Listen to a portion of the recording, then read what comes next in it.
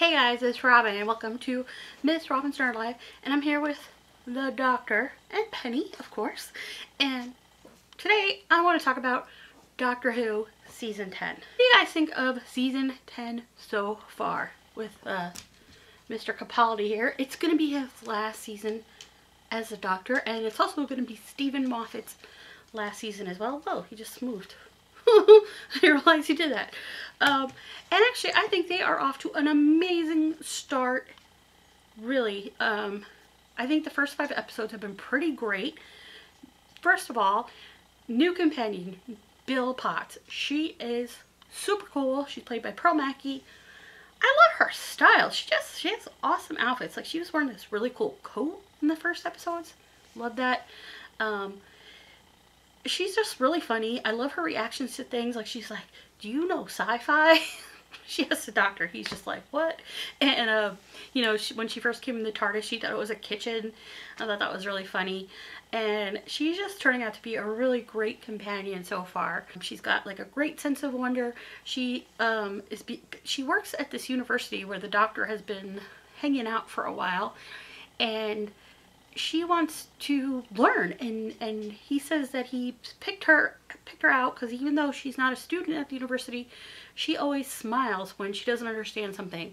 So that means she wants to learn, and the Doctor wants to teach her, and it's really cool. She's just fascinated by all the crazy things he wants to talk about. Like, there's a great quote where she's like, what are you teaching? Is it physics or poetry? And he's like, same thing. It's all about, you know, the rhymes. And there was actually a really interesting article I read in the Times recently where they there's like this new system of planets, I forgot what they're called, but like they timed the rotation of the planets in orbit, like these 7 planets, and they put I'll put a link to this article down below if I can find it, but they timed them all to music, and there's notes that they played because it's all like syncopated, and it's really cool. So actually the Doctor's totally right. Physics, poetry, same thing. Say Bill is really just a fun companion. I feel like Clara came into this with a lot of baggage. She was like, what do you call her? The impossible girl. She was the doll. And I'm not a Clara hater, but she just had a lot of baggage. And Amy Pond also kind of waited for the, you know, she was the girl who waited. So there was a lot of that. But this is all new, fresh and new for Bill. And I think we haven't seen that since probably Donna. And I think Bill's also going to have some interesting stories. There's definitely a mystery about her mom who died when she was a little girl. She's got a sort of quirky, funny foster mom who's, you know, in the background, and she's also the first gay companion, and they haven't made a big deal about it. It's just a thing, and it's cool. So I think that's really interesting as well, and I think there's just going to be a lot of great story possibilities for this character, especially if she stays around when they introduce a new Doctor. Yeah, I'm really enjoying her so far. We also still have Nardole hanging around, and it's just really funny because he's some kind of cyborg, I guess. The Doctor reassembled him. He was brought back in the Doctor Mysterio episode. And he, in the episode called The Pilot, he just like squeaked and dropped like some sort of like screw or something. He had some screws loose. And the relationship between the Doctor and Nardole is just really funny. He's like constantly nagging him. The Doctor doesn't usually have someone who's like, well, maybe River did that a little bit, who kind of was like looking out for him instead of him looking out for everyone else. It's an interesting relationship. So the Doctor has been stuck on Earth for 70 years at this university, and there's some interesting things going on. They've been dropping clues. There's a big weird door in the basement. What do you guys think that is? There's like a thumping thing going on, and you know, Nardole is really worried about them not being there if the door's open. So what do you guys think is down there? Is it maybe it's Missy? I hear Missy's coming back. Maybe she's trapped in there, and that's why they have her. You know, maybe that's why the Doctor's worried, because, you know, even though they're enemies, they're still like best friends. I don't know. The Master, who knows? It's really interesting. So I like that there's like almost like a Bad Wolf kind of story in the background. Here, Penny.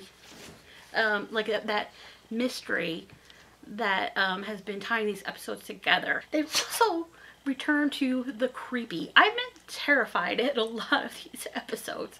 The house episode, what was that one called? Knock Knock. That was terrifying to me. It was almost like a weird Scooby-Doo episode where Bill and all her friends move into this random house and there's a creepy landlord. So very Scooby-Doo, and one by one they're disappearing, and it was terrifying to me. And the makeup on that lady who was like the character was just so creepy. But we've already seen Daleks in that first episode. We had weird underwater monsters, zombie astronauts in the episode that just aired tonight.